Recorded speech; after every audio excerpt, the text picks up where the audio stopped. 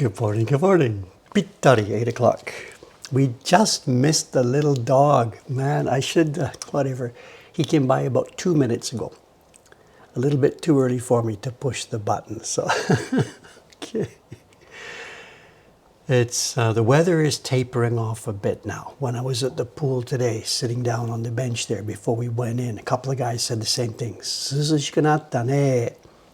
I don't think it's Suzushi cool yet, but compared to what we've had over the past few weeks, it's maybe a little bit cooler. The intense heat now, I think, is behind us. I don't know, there may be, of course, hot days still to come. There's still another typhoon out there now threatening Japan, but it could be now that the peak of that intense summer stuff is now behind us. Traditionally now, by the third week of August, this is now incipient autumn. There's no autumn weather here yet, but we can now see maybe the beginning of the end is not perhaps the best way to use the expression. We still need to carry an umbrella almost all the time we leave the house. But the worst is past, absolutely the worst is past. Okay, today, what are we going to do today? There's a block here. The Surfer Girl blocks are waiting. Whether I can get to it, I guess I can. There's a pile of stuff on the desk. The last 2 days, I've done nothing except video. We'll see. Let me just chew through. There's all the stuff on my desk. Let's just chew through a bit. It's going to be a low-key stream today, not intense work of any kind. If I can get to the carving, we'll do some carving. Even when I get there, we're going to have to spend some time reorienting ourselves. What actually is the work waiting to be done on the Surfer Girl? Texas, it's 42, so you're still in it. Okay, go for it. We will still have some hot days. It's not finished. Just simply now, as I said, we've turned the corner, or we can see the light at the end of the tunnel, or whatever expression you want to use. Let's have today a peaceful stream, dig through some of this stuff, chat about some things. There's bits and pieces of news. The video situation is this. On Monday night, after the shop closed, or as the shop closed at 5:30, I cleared the decks in the shop and I set up for video recording. The lights, the teleprompter, I cleaned all the crap around from my desk. I got my scripts and my script prompts ready and got it all set up Monday night. Then Tuesday, with the shop closed here, I spent the entire day, take 1, take 2, take 3, recording, the main bulk of the next YouTube video. You know, Dave's got this desire that he wants to do it all in one take, and I just, whatever. So that's behind me. This is not all one take. I did repeated takes for a bunch of this, and we're going to try and do this properly. Then Wednesday, with that stuff in the can. Tuesday, of course, I had to put it all back together, ready for the shop on Wednesday. Then on Wednesday, it was B-roll. B-roll. There's lots of things. You know, I don't want the video just to be Dave talk for an hour. So it was B-roll. And I believe now 90x% of it is all in the can, ready. It turns out that I still need one clip from Echizen.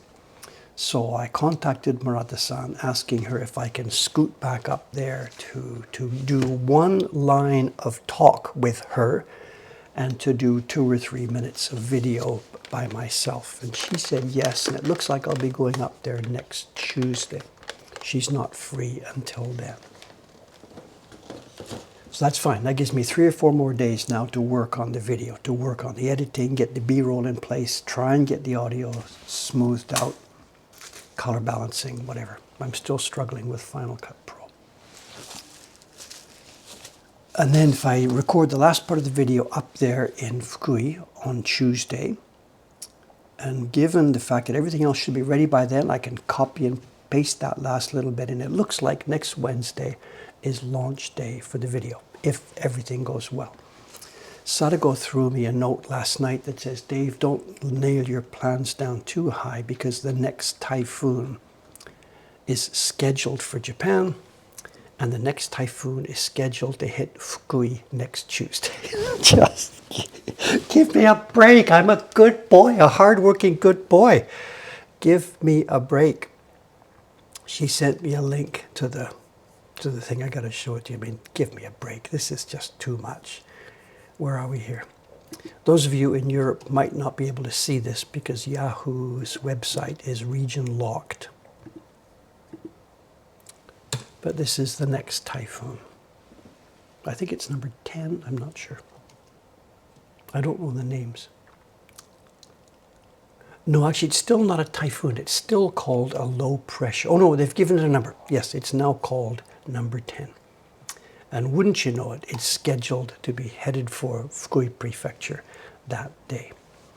The earthquake warning has been removed. Or it's not so much the warning, it's the, well, kind of warning, I guess.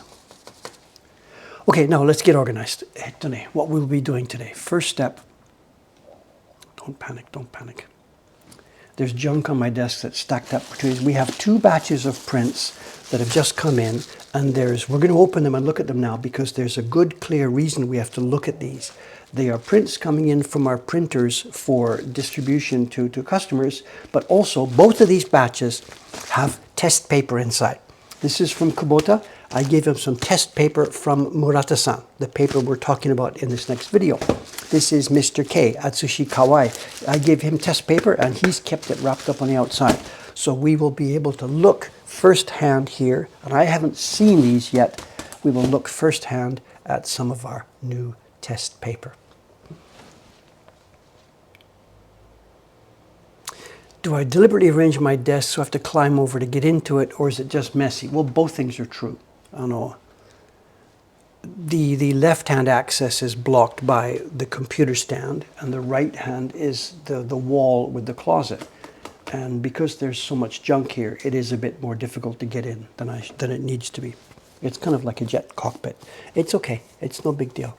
I know cleaning up is kind of on the list of things to do, but it's going to be a while.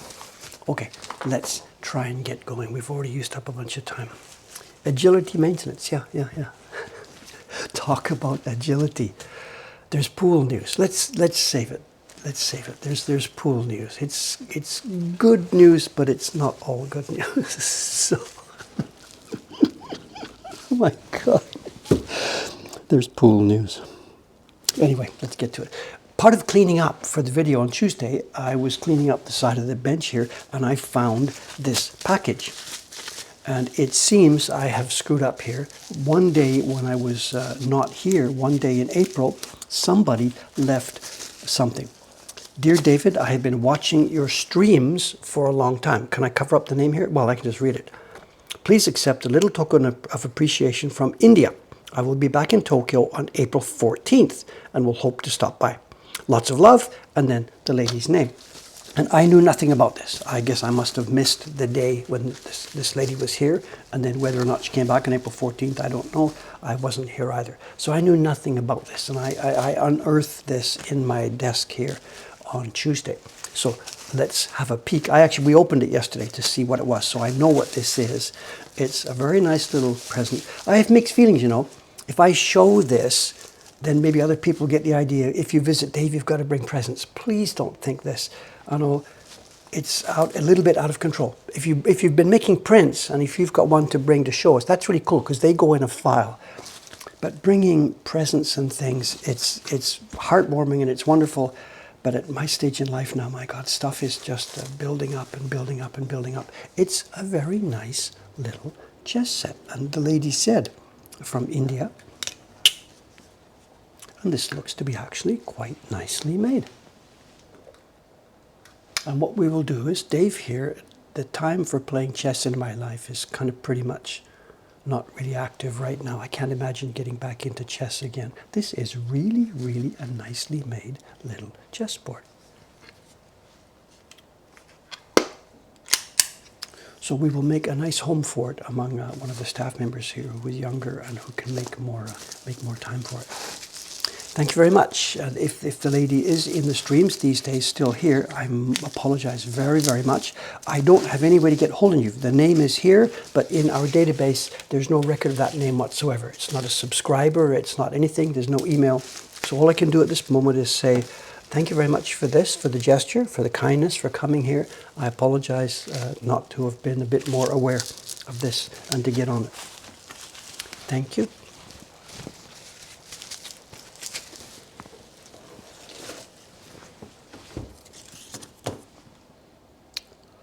Okay, what we're going to do, let's see, some of the stuff on the desk here at the moment, some of the things here. There's a bunch of prints here. Come on, every time I touch that thing. Come on, wake up, wake up. There's a bunch of prints in a folder here. We will look at these today for show and tell. These are prints that I looked at, that I used in the video presentation that is now in the can. So you will be seeing these on the video next Wednesday when the video drops. But we will use these as show and tell material today because there's lots and lots and lots to look at and talk about. So for the moment, let me just set this stuff aside. I'm organized, you know. Folder number 1, folder number 2, folder number 5, number 3, number 7. This is a movie making team. Team. If only it were a team. So we'll look at the prints there at the end of our stream here today. I say movie instead of the word video, YouTube video. The rough cut that is now in the can is 69 minutes long.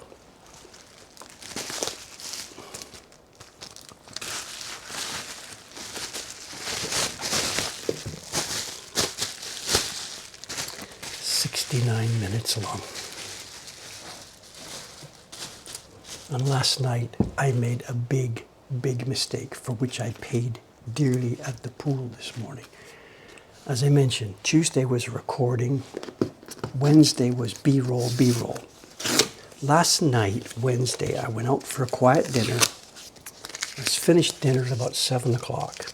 And I thought, I can't go to bed yet, 7 o'clock, whatever I want to do. I've got all this B-roll. Dave, let's just do a little bit more video editing. So I went over to the outside office that we use, Biz Comfort. It's an outside office that we're using here. This will be about 7:30. I got settled into my little booth there and got busy with Final Cut Pro and started importing the B-roll and getting it into place, putting together the rough cut.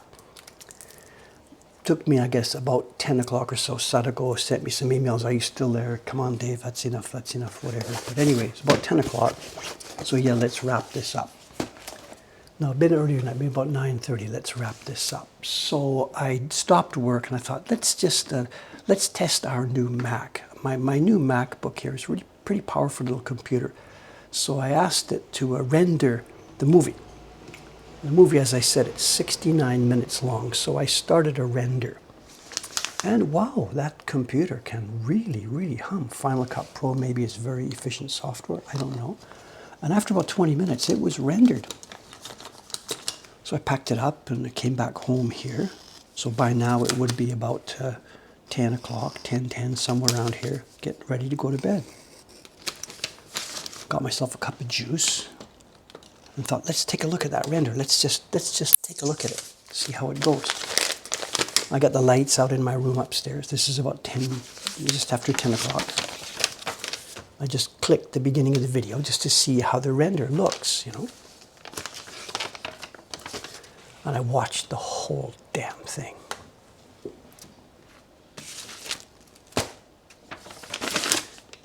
My own video, I know what's in there. I know the content. I know what the guy is saying. I know what he's going to show. I couldn't put it down.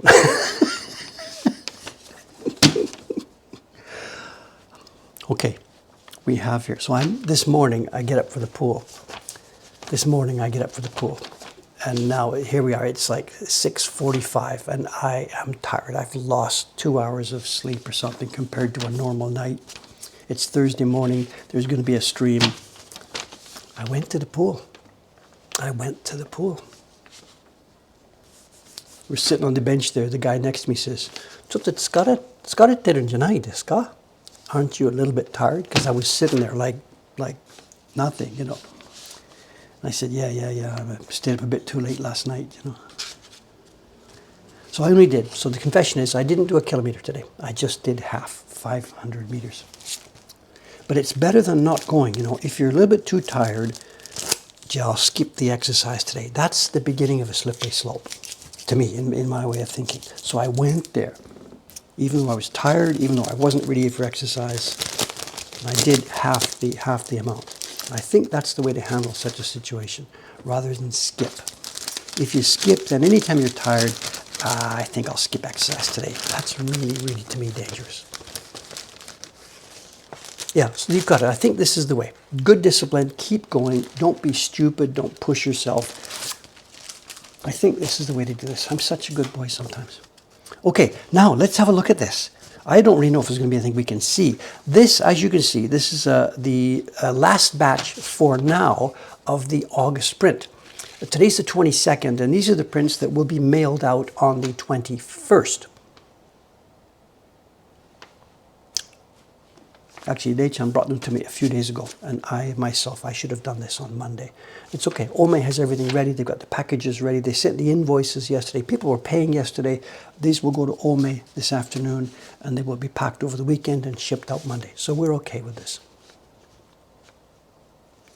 Let's have a look though. This is the normal Iwano-san paper we are using. And these two sheets are test paper, which you will read about in the next video. This is paper from Udatsu. Paper made by Murata-san, the young lady, you know the young lady, the show? This young lady, Murata-san, this is a video from a while ago, Murata-san over in Udatsu. That's the lady who made these two sheets of test paper. Again, I don't know if there's going to be anything that you can see that's different here. If I just pick one here, let's sort of zoom in. When we know the paper works, we know it is very similar to Echizen Hosho. There's a different color. We can see right away. Can you see this? On the right-hand side, let me get a base color behind. What can I use as a background? Here, let's use this whatever as a background. This is Iwano paper on the right, and this is the Murata paper from Udatsu on the left. Theirs is a more natural color. More, we would say, shizen iro. This is white. It's not bleached. Iwano doesn't bleach their paper, but what they do, they wash the hell out of it. They do what's called kamidashi. After the boiling, after the chiritori, after the pounding, when the fiber is all separated, before it goes into the bath for forming the sheets, they do the step called kamidashi. And that washes away. The scientists here can maybe help me with this. I am told it washes away a great amount of the hemicellulose that's inside the cells of the kozo. And I think in Japanese I've read that it washes away the denpun, starch. So I think something in there is what's happening. A lot of the content of the cells, the white part, has been washed away. And they then, before they rock the paper, they replace that with white clay. They call it kuhaku and kaolin, Kaolin. And I think that's a word used in English. It's some kind of white clay. And in the old days, they were using rice powder. These days, in the post-war period, rather than rice powder, they're using the white clay. I am told it's because the rice powder is more prone to being eaten by bugs, and the clay is not. But it's funny, though, because when we saw that little video clip the other day about the Rembrandt print, Rembrandt prints made on gampi from the 1600s, the science investigators who were drilling down into the Rembrandt prints found gampi paper with rice powder inside. And that's 400x years ago, and the bugs have been waiting. Anyway, so the color of the Iwano paper is not from bleaching, it is the, quote, natural white color from washing. The Udatsu paper, on the other hand, the reason this is going to be a browner, a more natural tone, will be because of the boiling method. I'm not sure what method they're actually using for this, the alkali level or whatever, but their system leaves it at a more natural tone. I'm actually okay with this. The 20th century feeling on the Hosho paper for making things like Shinhanga prints was that it should be white rather than toned. But for prints like these Hokusai prints, my God, this is perfect. Now we can't suddenly switch part way along the stream, but next year, when we are doing another batch of printing on this Hokusai series, we may well switch from Iwano paper to using paper like this, because I'm very, very happy with the feel and the mood of this. Now, what about the actual production? Let's zoom in here. This is Iwano paper. Can I get the same lineup? And this is Udatsu paper.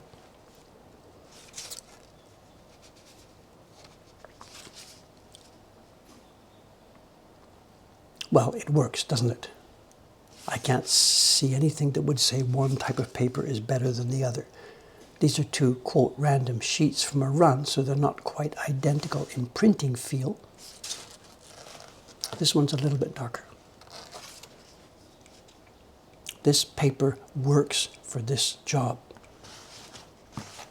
Let's have a look at the back side. No abrasion, no problems.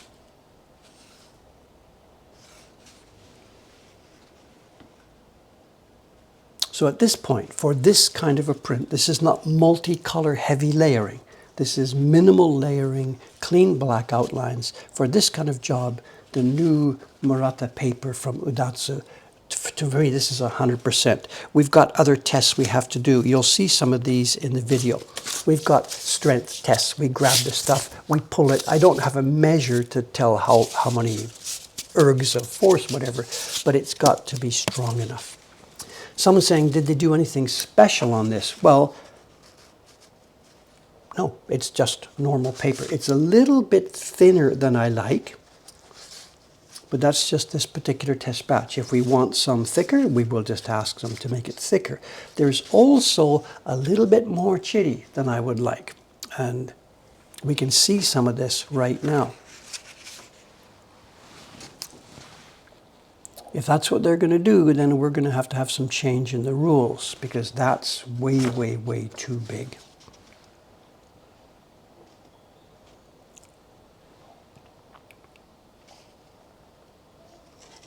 It's not grotesque or anything, but the fact that just on these test sheets, there is chitty visible. There's a piece here, a big piece here, another piece here, another piece there.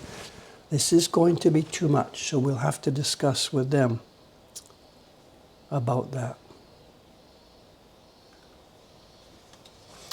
You mean, did Mr. K do anything on the Udatsu paper? I haven't spoken to him yet. So now that I've had a chance to look at this, I will call later today Mr. K, Kawai-san, the printer who did this. I will call him up and ask him, what are your impressions of this paper? Did you have to struggle with it? Was it okay? What happened? That, of course, is going to be a huge part of the process, the feedback from the printers themselves. Let's see how Kubota-san handled it. And he has a color printing job. Watch out for the noise here. Excuse me. Ready?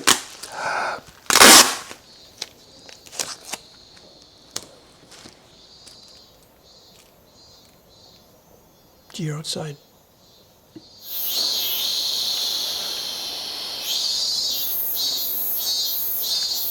Summer ain't over yet. I remember the summers that we spent at our family farm, you know, the farm run by my kid's mother. We were there through July and August many years. And I learned about those insects, you know. They do their thing, and sometimes there's lots of them. There's a big chorus. But as it gets towards the end, they've been dying. The air's getting cooler. They get more and more frantic. The ones that are still there. Maybe this is human, I don't know, we're reading more into their behavior than they are doing themselves. But it certainly seems they get more and more frantic. Oh my God, it's my last chance. I gotta find the love of my life. I've only got a few days left. It seems like they just get unbelievably frantic.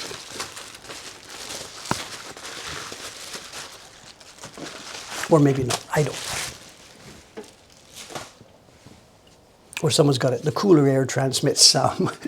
Unromantic.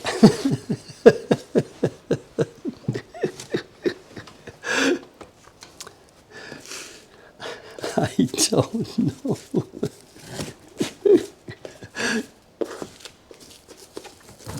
You know who this is from because of the wrapping and the packing. Okay, what this is not a new special production. It's a print you might have seen before. If you're familiar with our catalog, you've seen this before. We have a few different kinds of prints in the Mokuhankan catalog, stuff that we ourselves newly have published, you know, like the 8 Cats series and stuff. These are new Mokuhankan publications.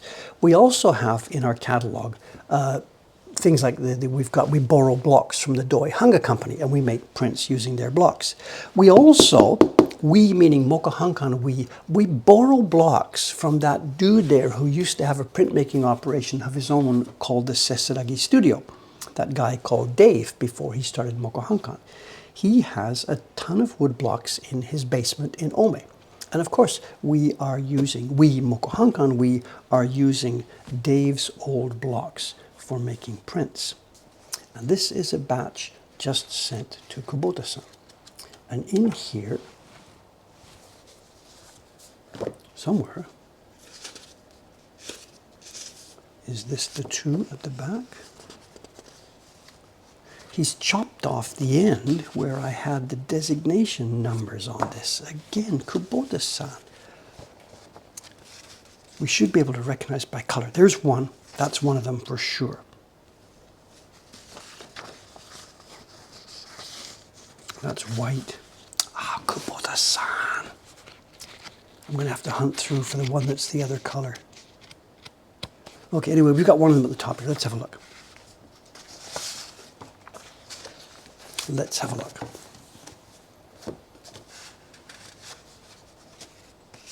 There's quite a bit of difference here. Okay, let's put these out of the way for a second. This, you can see the color difference again. This is the one on top here is the white one from Iwano-san.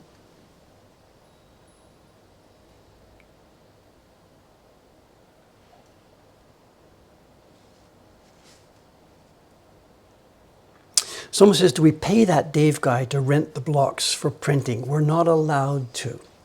It sounds pretty stupid. We're not legally allowed to. What I had originally planned when we set the company up, not beginning Mokuhankan, but when we became a corporation in January of 2020, got together with partner Aoyama-san and we set up the company, my idea had been to take $1 a year salary, or you know, the minimum just a 0 salary. And I wanted to be paid by block royalty. So when Mokuhankan used my old blocks, I would get a royalty, including the rickshaw cart, stuff like this. I thought it would be cool. The lawyer said not permitted. As the daihyo, one of the executives of a company, your salary is very much rigorously controlled by law, and it's not allowed to float month by month. You cannot be paid royalties. You cannot be paid any kind of a floating scale. You must be paid a salary, nothing else. There's like stock option crap and stuff that we don't even understand. So the idea was the lawyer put the kibosh on that. We're not allowed to do it. So I would much prefer to have been paid royalty for the physical work I did. But he said no.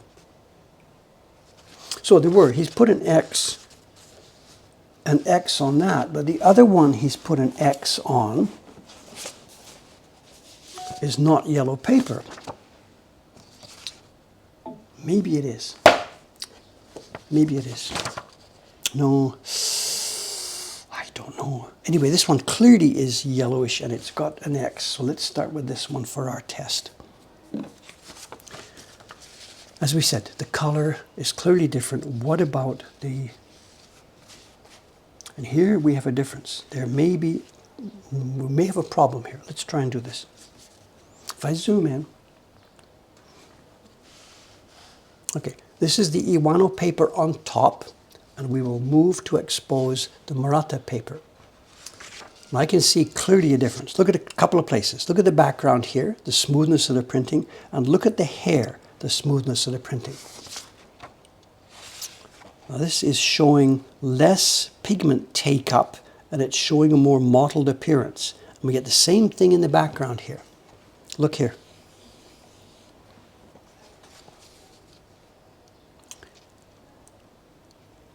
The Iwano paper is taking up a smoother, richer, deeper color. What about registration? Let's go to a place here, this very, very tiny lines here, where there is very tight registration. This one on top is Iwano paper. Let's move it out. I can put them side by side maybe. Again, you can see Iwano paper, Murata paper. That's a more mottled appearance. There's a few things here to talk about. I know, again, I will have to talk to Kubota-san before knowing exactly what's going on, because sizing is a huge factor here. I sized the Murata paper together with the Iwano paper. And it could well be, as we get more experience with this, that it maybe needs a stronger mix or a weaker mix to produce the same result. Her paper is thinner. It's quite possible that it will take a stronger Nikawa mix to give it a bit of, what's the word? Pari-pari. What's English for pari-pari? Crispness. Crispness.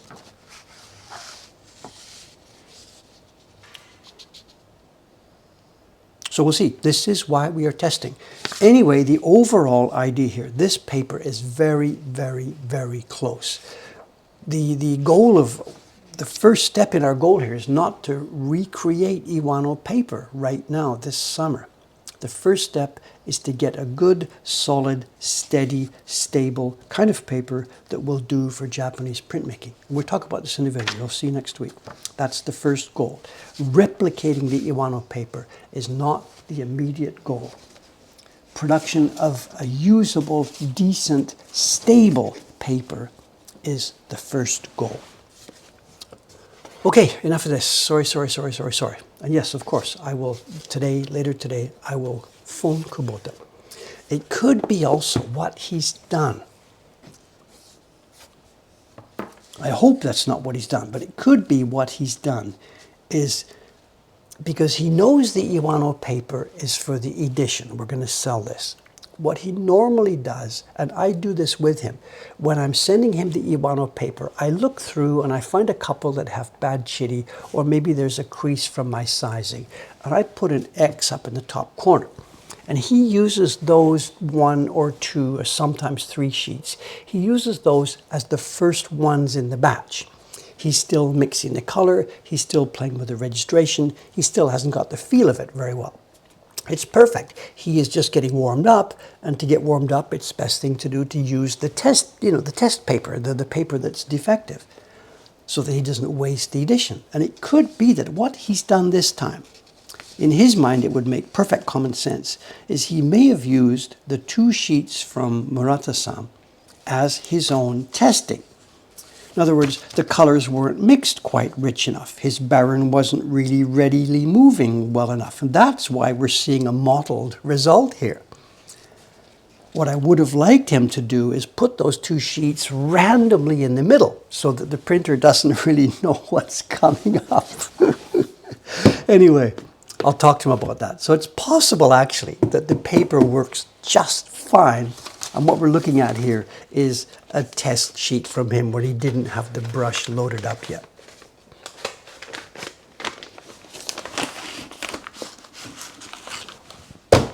We'll see. Coming along. Okay, what's next here? Oh, the explosion. Okay. I don't have a print in front of me. Rei-chan still has them upstairs. They're frozen. They're in the fridge. She'll be coming in later today. So I don't have an explosion print to show you, but I did remember the video. So if we can interrupt this stream now. Questions. If we can interrupt this stream now to bring you a recap of printing the explosion block for the first time, doing the color transfer, pasting it down, and peeling. Can we do this? I should remove that camera from the equation for a minute. And let's put this one down out of the way. Let's see the explosion.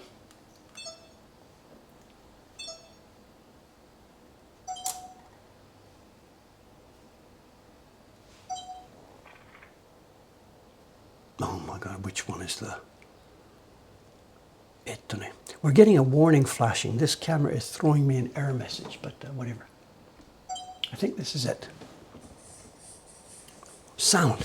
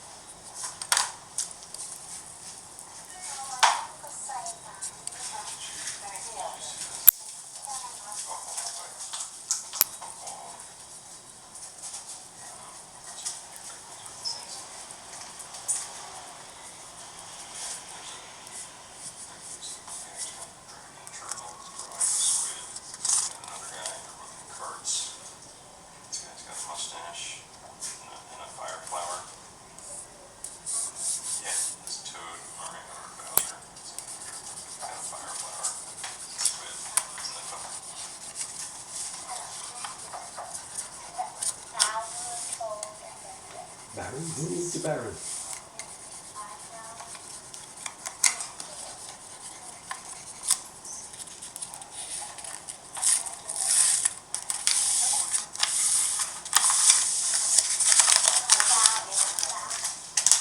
This, of course, is going to be the drop for the small grey areas. You can see the pink there.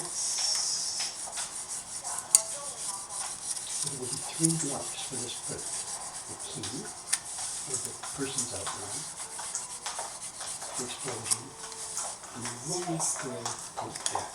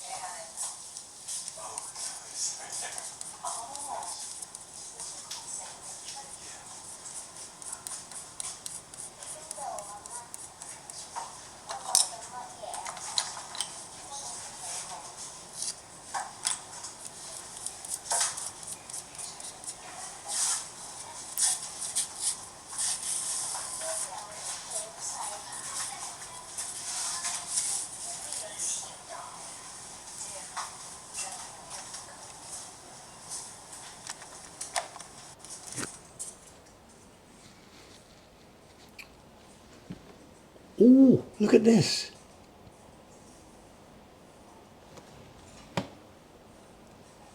Yeah, let's let this... Can you hear me? I don't remember.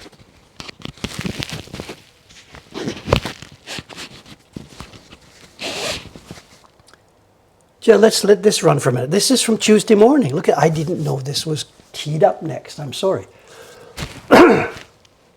Okay, we won't run a long time here. This is hours and hours and hours of video recording. But let's let this run for a second. You can see the setup. This was Tuesday. The shop was closed. Dave is there with the stand. You can see I'll be showing prints on here.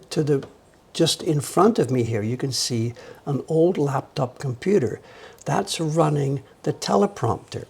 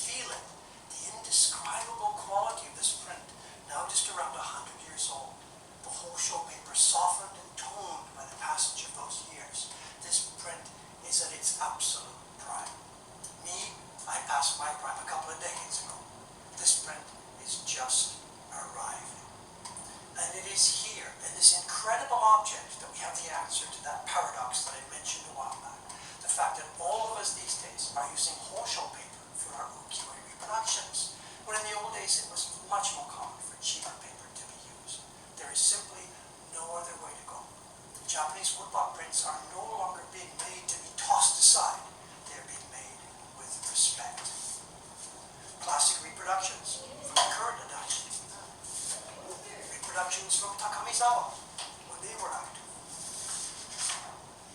Mokuhankan. She found her prints from Watanabe. The Doi Company. Back in the 1970s. These days, we have interesting new designs from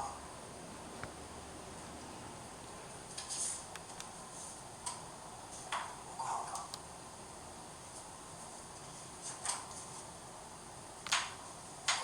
Top secret.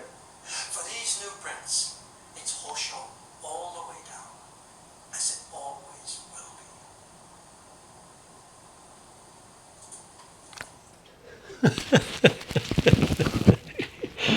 Okay, we'll shut that. A few things. I see some questions here. The shutter is closed. I don't like to close it because it's really, really heavy and difficult to open up. That's enough. That's enough. That's enough. That's enough.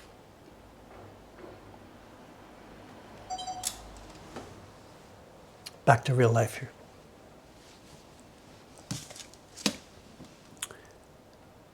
What you saw was the shutter closed. That's why it was dark, of course.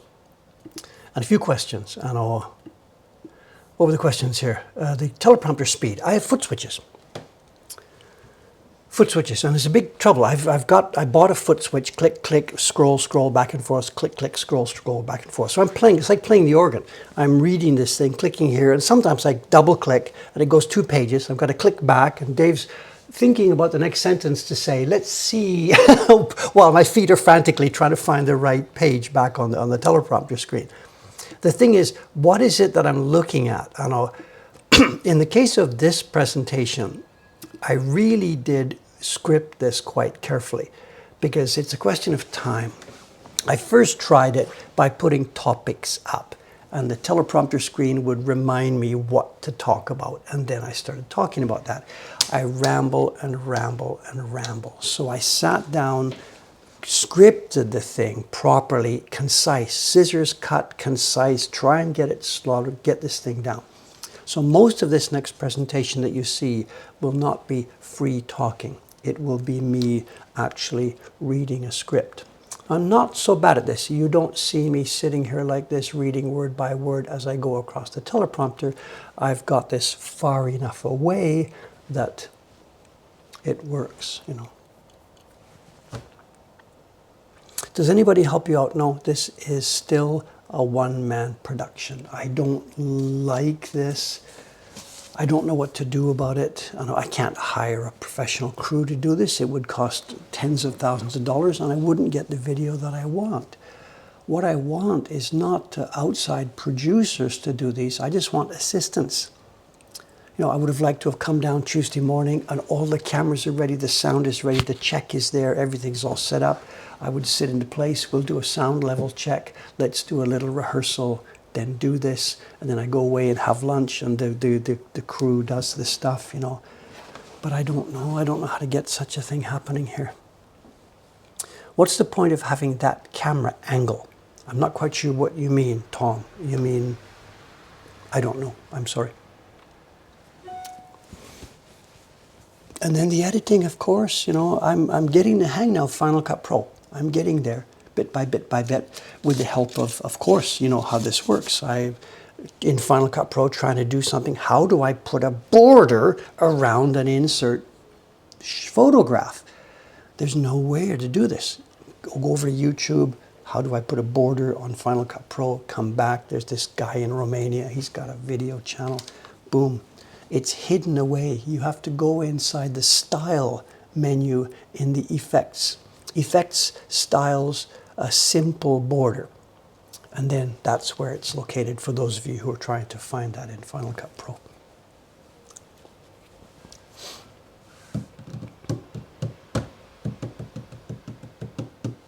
Okay, let's see. Is that the thing on my list now? That's out of the way, that's out of the way, that's out of the way. Back video. Let's see if we can find a woodblock here. We're halfway through our stream today. We haven't looked at any carving yet. We have to now explore this. There's good news and bad news about this. I do have to get back to this. The project is not, of course, abandoned, but I do have other projects that will be coming up soon to displace this.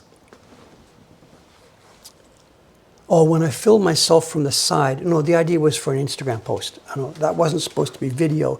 I took the video with the idea of taking a screenshot from there and making an Insta post. That's why I recorded the thing that I just showed you. Sorry if that camera angle, that's nothing to do with the video itself. It was for an Insta post. Now, where we left off with the Surfer Girl, we left off where I had screwed up quite badly. Let's do a recap here. The set of blocks for the Surfer Girl is quote unquote finished.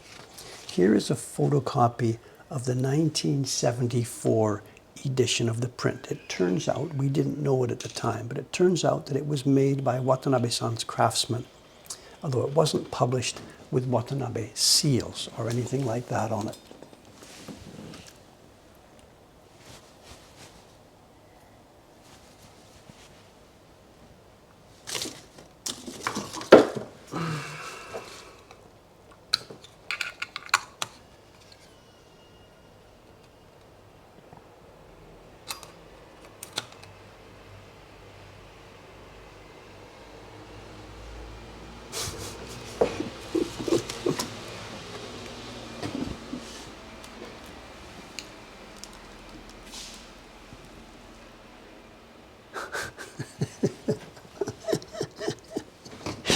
I do believe it's time for a little bit of investment in some infrastructure here, I think. Absolutely, I think. It's an HDMI, mini HDMI. Where was I? The original in 1974 was made in the Watanabe workshop, although the prints that were published did not have the Watanabe seal on them. So I'm told. So we have this photocopy, which is what I've been working from. From that, I carved a set of blocks, and among that set of blocks, I carved 4 blue blocks.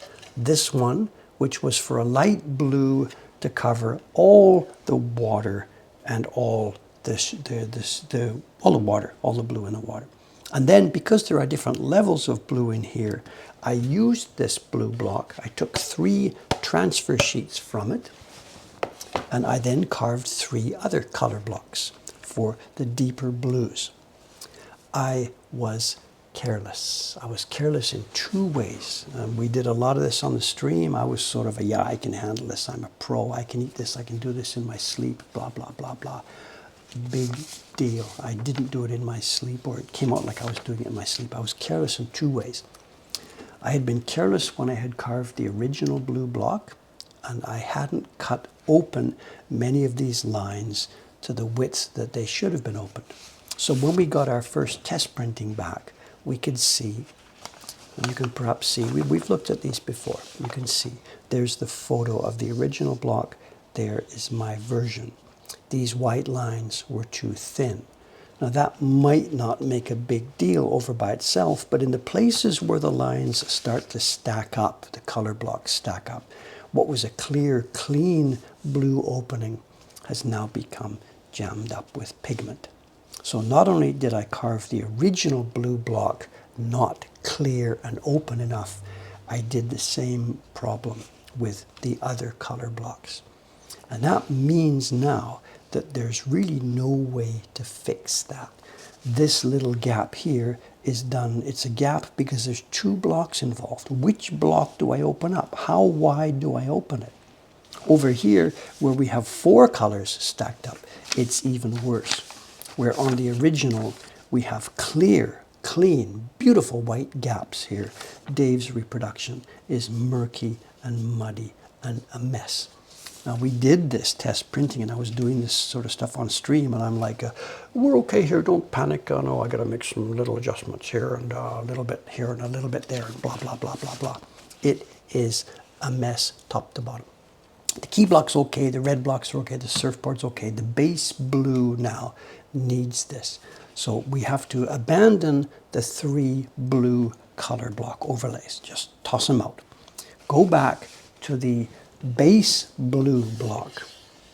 Open these things out to what looks like a good, sensible level of having a good, strong white line. For example, we're looking backwards here. So this top corner line is this one here. This now has to be opened out more.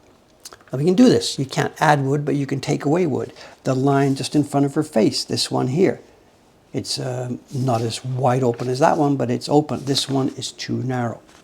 So my job over the next section of work on this, and we started this, we've talked about this before, we did this back over at the other side of the print. You can see, look, I've been chopping, opening up some of these gaps. So that's my job. And then when I get the blue base block to the proper level of what I think it is, and I will test it and test it and test it, comparing with the original, when I then have it at what I think is the proper level, then I've got to do a much more careful job of color transfer. The color transfers I made months ago when I was doing this, where are we? They were made the normal way we do it, with Gumpy pasted down, but because the blue areas are so thick and wide, the thing picked up so much water that it expanded and contracted and got ripply. And that's another reason why the darker blue blocks don't match properly. And then on top of that, when I then started carving, it was again, I got this, I can handle this, chop, chop, chop, chat on the Twitch stream, do this while I'm talking, I can balance balls and walk and chew gum at the same time. Just whatever, a combination of circumstances, all due to my overconfidence and carelessness, meant that the test print, seen from a distance, wow, we got a surfer girl, let's publish it. There's no way it can be published to our standards. If I hadn't talked about this stuff, and if we didn't care about these things, sure, we could have published this. But there's no way. Anybody who was comparing it with the 1974 version would have looked at it and then would have said, Dave, that guy, you know, he just doesn't have it. So whether it's stupid pride or whether it's just common sense, we would like to publish a more nicely made, careful version of this. I think it's common sense. Pride is there, but that's not the main motivator here. Simply, we want to do a better job. So that's why Surfer Girl hasn't been published yet. And that's now my goal in front of me, to try and roll this back. If I had nothing else to do, if I could take these blocks quietly, get out of this shop, go maybe to Ome on my carving bench there, and just quietly focus on this, that's a day's work. The transfer, color blocks would be a few days' work. This could all be up and running in a week. That's not the environment I live in. So I'm not trying to be pretentious here. What's the thing about the wine advertisement? Before the name goes on, the quality goes in. I forget, the quality goes in before the name goes on. It's just common sense. The sample there from 1974, which is not like 200 years ago, it's so nicely made. Post-war Watanabe craftsmanship is sometimes, not all what it's cracked up to be. The current Heisei printing that they're doing there is an abomination. But this was done nicely, and there's no way I can make a reproduction of it that's not at least a more honest attempt to get closer to this. So, for the next few streams here, this is what we're going to do. And I'm a bit unsure about this because it needs quiet, careful concentration,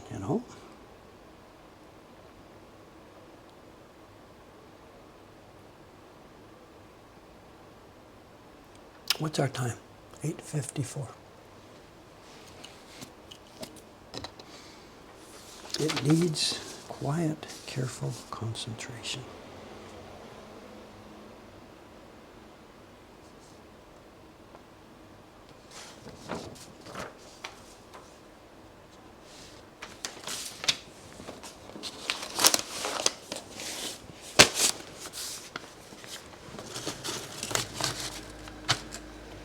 Special from Mokuhankan, Silent Saturday,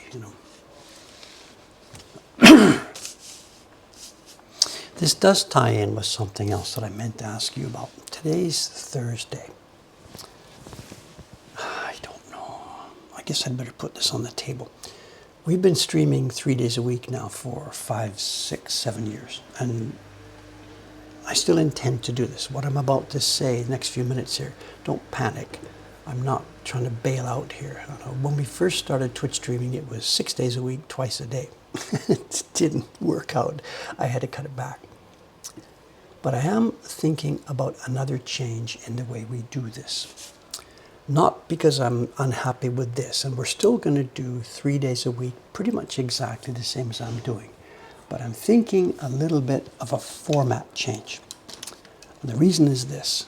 Dave is buried in work here, and it's getting worse, and the staff is worried about a bunch of things here, and I also am worried about a bunch of things. YouTube video being one of them. We are trying to figure out a way for me to get more productive work done and get out of the shop a bit more. And one idea now, which has been coming to gel for the past few weeks, is an idea like this. I'm in the shop Saturdays and Sundays. Absolutely. Can't miss that. We're short-staffed on the weekends. I'm here on the weekends. Lots of YouTube visitors on the weekends. I'm here Saturday, Sunday, and Monday in the shop. This is projected schedule. This is not the new law. This is projected schedule. Saturday stream in the shop, Sunday in the shop. Monday stream sitting here, Monday in the shop. Tuesday is an alternate day. It could be in Asakusa doing things here. It could be in Ome. But anyway, either way, Wednesday morning, go to the pool, come out of the pool, get on the train, go to Ome. Spend the rest of Wednesday afternoon in Ome. There's a carving bench out there. I've even got another microscope out there. I can work out there peacefully. Work on carving and or video production. Thursday morning, stream from Ome. A stream. If there's carving going on, the theme would be just the carving and it's a normal stream. If there's no carving going on, it would be an alternate format. Maybe, if the weather's nice, I've got the camera downstairs in the -3 basement and the river is behind me and we have a theme to talk about, and it's not a carving stream, it's a stream. And maybe in one corner we don't have the outside view, maybe we've got fishes, and the topic and the theme and the content is something. Rest of the day in Ome, Friday, rest of the day in Ome. Come back Friday afternoon. Don't get involved with rush hour trains. Come back Friday evening, we're coming into town Friday. Saturday morning, normal stream, shop, that kind of a weekly schedule. So this, we've got this up on the board here, and the idea is maybe to try and put this kind of a schedule in place sometime late this summer or early this fall. I would very much appreciate it. It's not so much right now typed into the stream, although that's okay. Send me an email, send me ideas, put it in the stream now, put it in. What would be your ideas for a structure and a content and a whatever for those Thursday streams? Assuming that they wouldn't all be carving. Carving would stay here in Asakusa Sunday and Monday. And the Thursday stream would be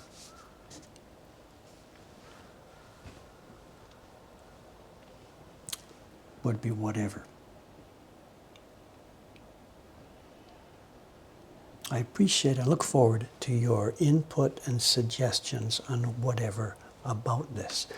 With one qualification here. It would have to be something that I didn't need 8 hours to prepare for. You know, a Thursday stream, it's 90 minutes. Maybe it will be shorter, 60 minutes. I don't know. But it can't be, the content can't be something that I would need a full day's work to prepare for. It's got to be something that I can know what to do, walk down, set the cameras up, speak to a buddy. Hello, gang. Here you are. Here's what's going to be happening today. Boom. And remember, in the suggestions you're going to make here, please remember that right now out there, it's warm weather, and I could take the camera down and sit in the freaking water and do a stream from the bathtub or whatever. It doesn't matter. But it's going to get cold. Really, really, really cold out there. That place is so cold that when I was living there, I would leave, get a hot cocoa or something in the evening for a bit of carving, maybe not finish it, come down in the morning, and my cup is frozen solid. That place gets cold. Someone says, long form deep dive show and tell. Well, yes and no, but I can't prepare a lecture every week, or I certainly don't want to prepare a lecture every week. Although, tying that in, I do want to be making more YouTube videos. So maybe David's Choice videos, maybe that's part of the reason I'm out there in Ome, and the preparation for that could be wrapped up maybe on these Thursday streams.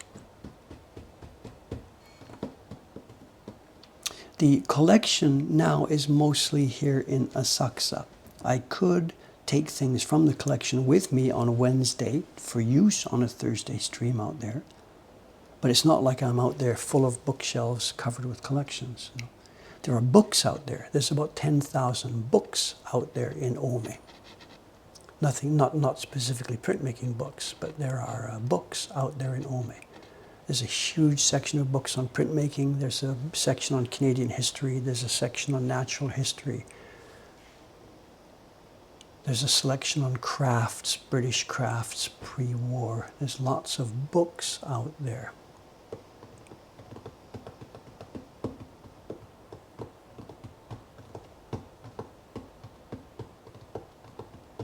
And also an idea that might come in, walking around. I still don't have the infrastructure to walk around and stream, nor do I want to do that. I don't want to become a vlogger. Dave's going to walk down the street and tell you what he's looking at. I really don't want to be doing that.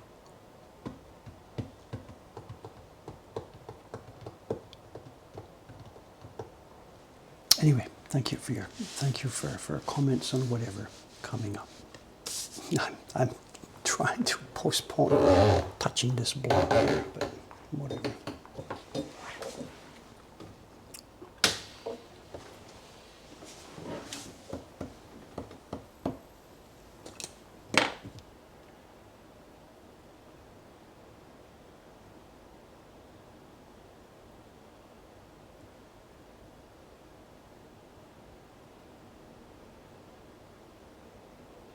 I really don't want to start carving this right now. You know, I want to look at it and study it more. I want to get the thing here with a pencil and mark out which areas need to be widened and hopefully on which side they are going to be widened. I really don't want to sit here and grab a knife now after 1 year and start hacking at this thing.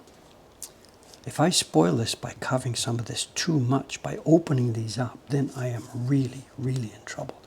At the moment, the problem is these are too narrow. They can be opened up, but if I screw that up, let's not try and do this. Let's do it. Let me take my time. Let's grab that batch of prints that are sitting aside for the show and tell. It's okay. It's okay to show.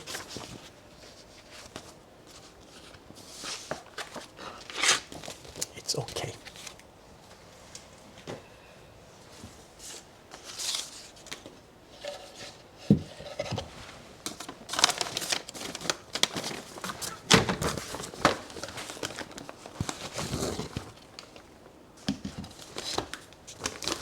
When was it that we were carving this? It's August now. When was this?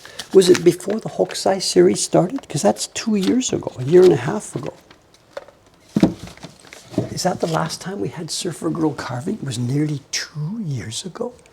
Someone's saying, can we use V chisels to widen the channels? No, for us, absolutely no.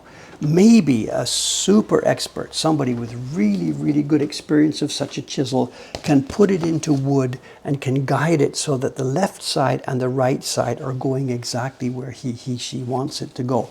I don't have that experience. I don't even have such a chisel. To me, it's got to be one side. We can't carve both at the same time and know where we are going. It's like a needle in a groove playing music. Of course, both sides have vibrations at different places. There's no way I can do that. Absolutely no way I can do that. Let's look at these prints that are going to be appearing in the next video. They're all mixed up now. I have them in a certain order.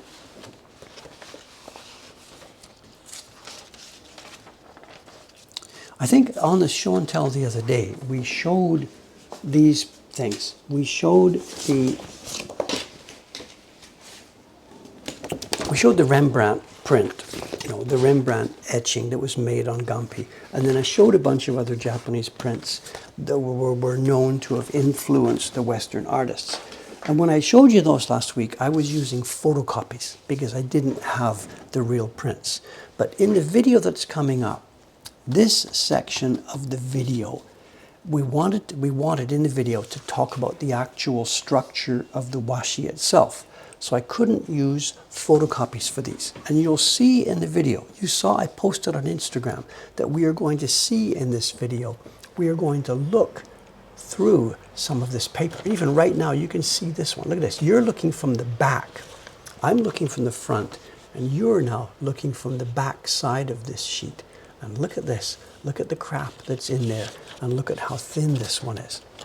And a huge, huge part of this next video, the one that you're going to see next week, is talking about this paradox.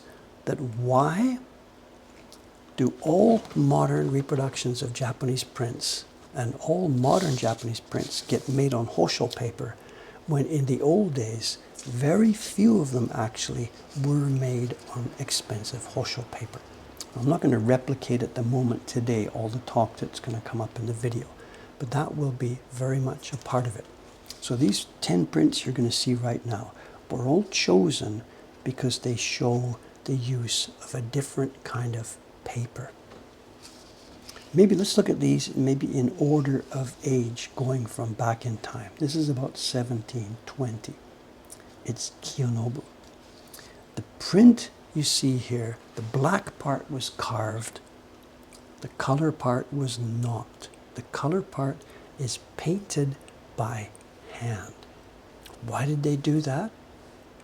Simply at this point, they hadn't invented color printing yet. So you're seeing black with a pale blue, a pale yellow, and the red part is the pigment called tan, T-A-N.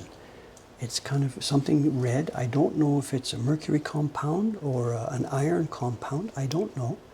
As it gets old, it doesn't seem to rust, but it does have some reaction, I guess, with oxygen in the air. And it goes a funny brown color.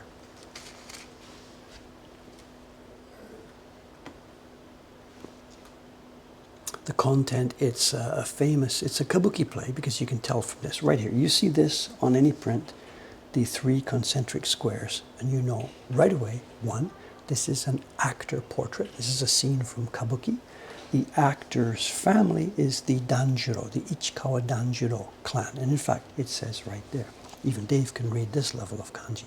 Ichikawa Danjuro is the main actor here. And it's a scene, it's, what is it? It's the descent from the east. I don't know the full Kabuki story. This person is the anti-hero. This is a woman disguised as a man. She's actually crazy about this guy. He's already told her, get out of my life. So she, disguised as a groom, the person who's taking care of the horse, he doesn't realize it's this woman that's been stalking him. And she's guiding his horse down this highway towards the east. There's a long, complicated Kabuki story involved. Super thin paper. And can you see me through this? I don't know. Super thin paper. So there's sake cups. Somebody's put this in here. They are called masu.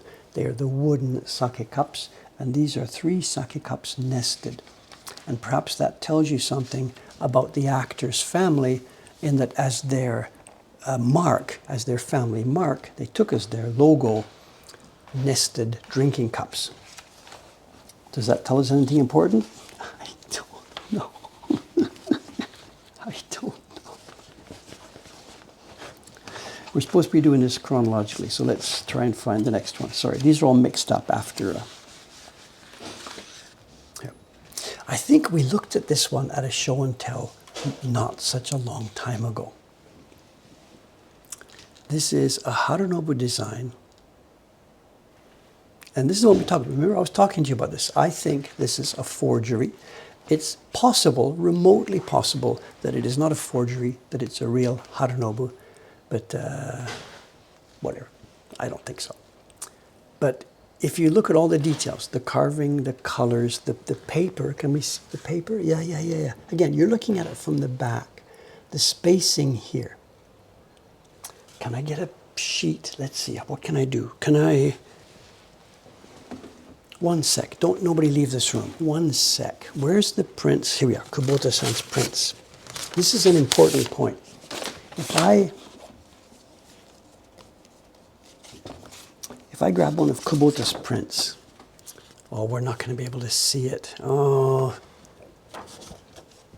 there it is. Okay, can you see it? The spacing here. The space between these two white lines.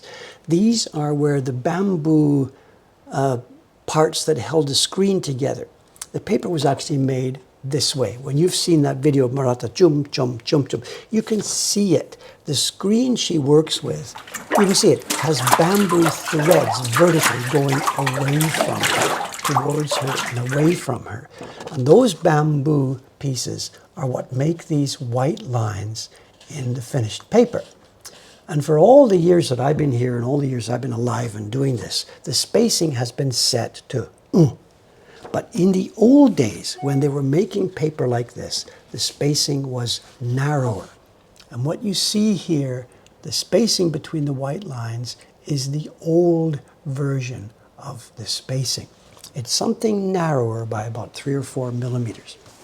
So the experts in the museums, the British museums and whatever, when they're looking at an old print, is it real or is it a forgery?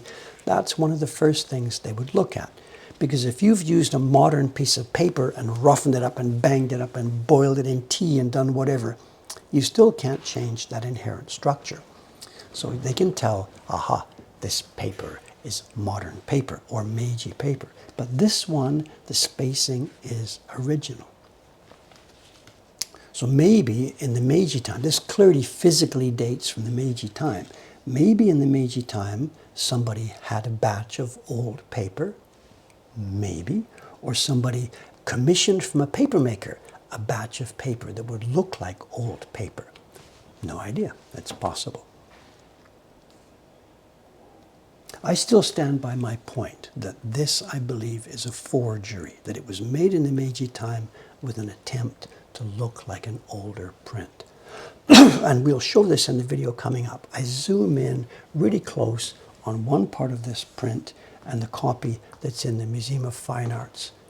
No, that's in the Metropolitan Museum in New York.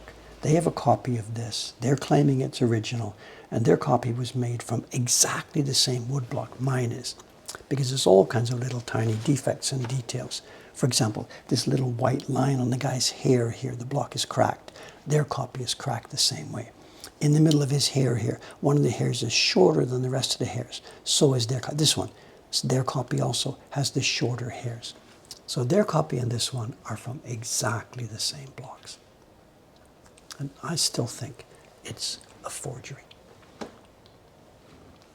Anyway, why this was in the video we're talking about right now is because it's on rich, luxurious Hosho paper. And the idea that's in this video were ukiyo-e prints always made on beautiful, luscious paper. How does that jibe with what we're always told? That Japanese ukiyo-e prints were just the price of a bowl of noodles. It would never have made sense. This print in the old days would have been so expensive to produce. Expensive, not in current dollars, but in the money of the day. So many colors, such rich paper, perfectly aligned. No way could it have been a bowl of noodles. So part of the video that you'll see next week is to try and a little bit explode that myth that all Japanese prints were dirt cheap. Massive numbers of them were dirt cheap, but nowhere near all of them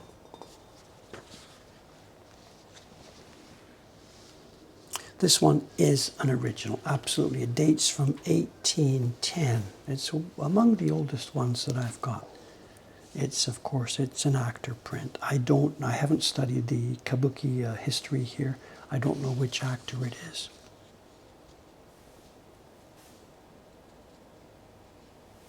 It's Kunisada. Kunisada. No.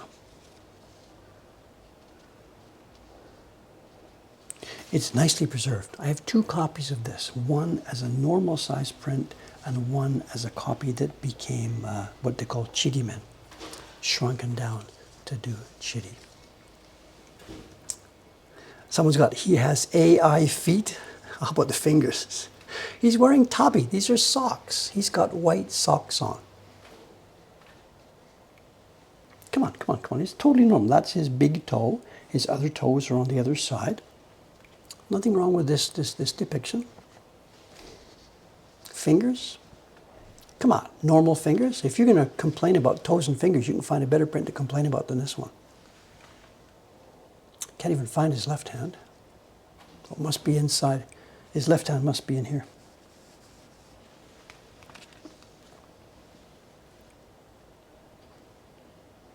And the paper again. The paper is in between. It's not that thin junk that we saw in the first print today, but it is thin, pretty poor quality. It's feathered on the back. The sizing wasn't quite strong enough for the job that needed to be done. I could tear this apart. If I just gave this a pull, pop, pop, pop, pop, it would come apart. It's really quite weak paper. I'm not going to do that, not with a print from 1810.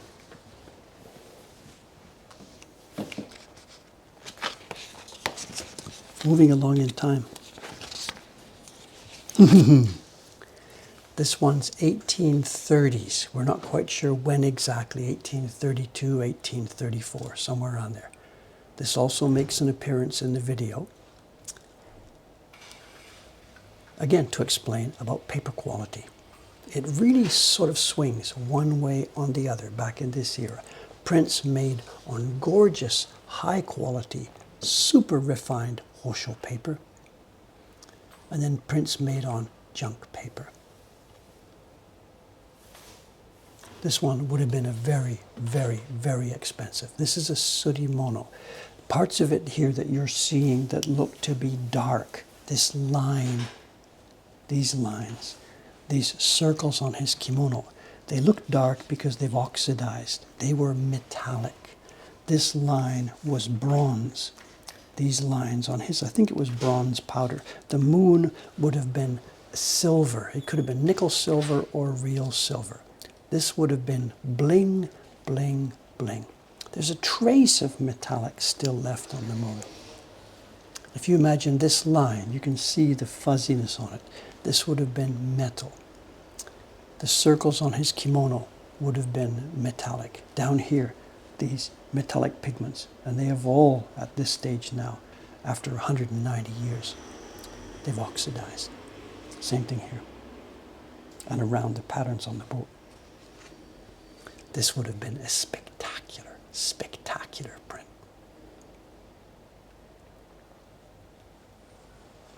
I have no idea what the poetry is about. It was a privately published print. Gekate. The take is used for a restaurant or a group. Under the moon. I think, okay, that's what they're doing here. Maybe they've titled this thing. Maybe the theme for the poetry group that day was a meal or repast under the moon. And that will be what these poems all have some allusion to this, what it's like to have this special meal, moon under te. This would be repast. And the clothing and things we see here were not of the day. The print is 1830s. The clothing we see here is Heian era. So there's a pastiche. It's I can't say parody. It's a pastiche print from different eras.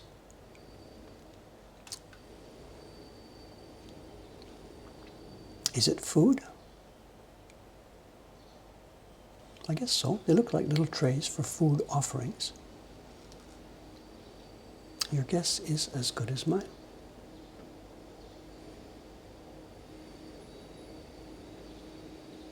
No, I wouldn't use gloves. My hands are fine. My hands are clean. My hands do have some oil, of course. All of us who are alive have some oil.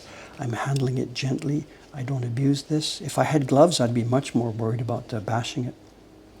It doesn't get, most of the time, it lives inside its very careful folder. We just bring it out now and then to show people. If it never came out to get shown, it would be pointless to be alive, you know. Let's move along in time. That was 1830s. What's next? I'm not sure the exact order of these. Let's see. This is not what I wanted to show in this video. What I wanted was a Hiroshige Tokaido print to show in the video, but I can't afford one. Even terrible beaten up copies are still too expensive. They're hundreds and thousands of dollars, even for a beat up Hiroshige print. What I wanted to show in the video was Hiroshige as the #1 best-selling printmaker in all of global history, how he was treated, and the paper for most of them. I mean, forget the fact that this is eaten. We're looking at the quality of the paper itself. It's absolute junk. It's extremely thin, easy and fast to print, full of chitty, barely strong enough to do the job it was needed to do. You can never get away with too many overprintings on paper like this. It would have just crumbled under the baron. One or two.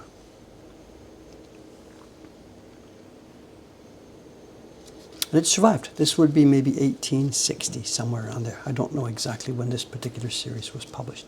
And yeah, this is an original Hiroshige print. The next example we used to show paper quality, I took a page from an old book. This is now 1850s. We're coming forward in time. This, of course, is just one leaf from an old book. And this is astonishing to us. There's, of course, no overprintings on paper like this. And this is thinner than the toilet paper that we got down there. You're looking at it from the front, from the back. It doesn't make any difference. At the moment, yeah, I'm the front, you're the back. It doesn't matter. It's printed on one side, but the paper is so thin that it doesn't make any difference. So they weren't able to print left, right on book pages. They were able to print on one sheet. You know how it goes. They folded them up and bound them and then turned the pages this way. You would turn the page here to the next page, which would match with something else. It's the cheapest, most junky paper you have ever seen. And interestingly enough, the historians tell us that one area in Japan where a great deal of this paper was produced was here in Asakusa. Down near the area we now call Tawaramachi, there was an area where they were making paper, recycled paper. Paper that had been used for other stuff, and I'm told even recycled toilet paper in the history books. I don't quite know how that would work, but there it is. I'm told that was also thrown into the vats, boiled up, separated apart, and made back into paper for use in cheap book production. And a lot of that happened right here in Asakusa. Is this particular piece recycled or not? I don't have any expertise on this. I can't tell you. It is junk, absolutely junk. The bare minimum of something required to carry that information. The next two are a different story.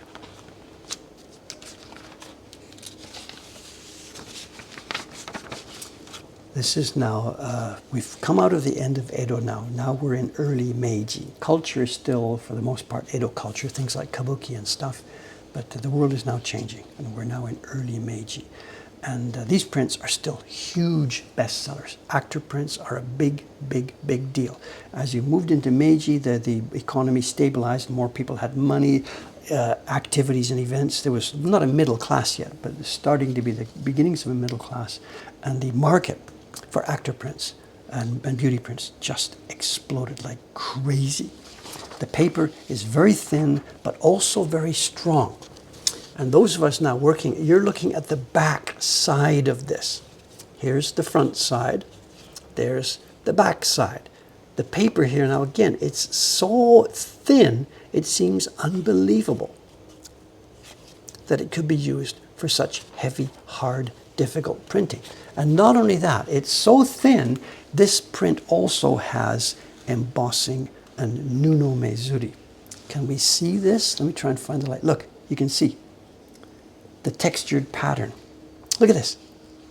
Textured pattern on this. This was printed from cloth. They pasted cloth onto pieces of wood, cloth with a good rough fabric, put the paper on it, rubbed from the back with a baron, and the texture of the cloth transferred to the print. Nuno. Nuno is fabric. Nuno me. The shape of the me, the eye, the touch and taste of the fabric. Nuno me zuri, printing. Crazy, crazy, crazy detail everywhere. Super high quality, but printed in millions of copies. Chiri, who cares? There's chiri everywhere.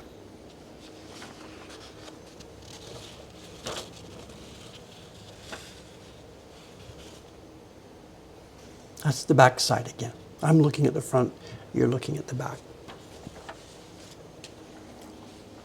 Okay, just two left.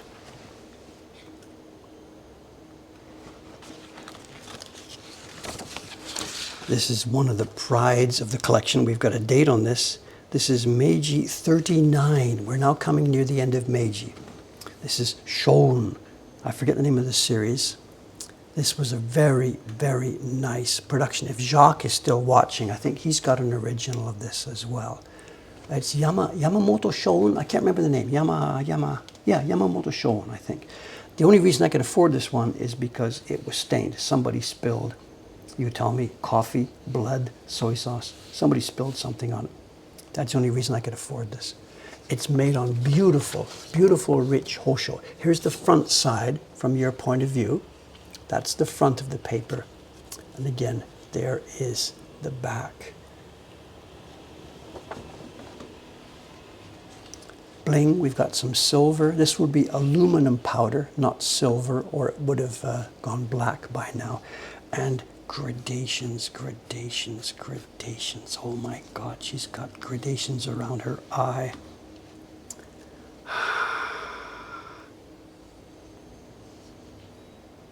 If it wasn't for the soy sauce, this would be about 200,000 yen.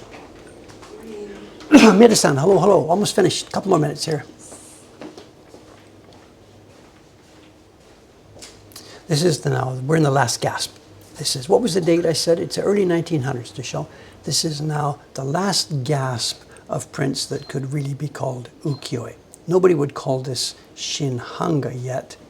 That hadn't been invented in the next 10 years in the future. But this is very close to the shinhanga bijinga. And it's a print within a print.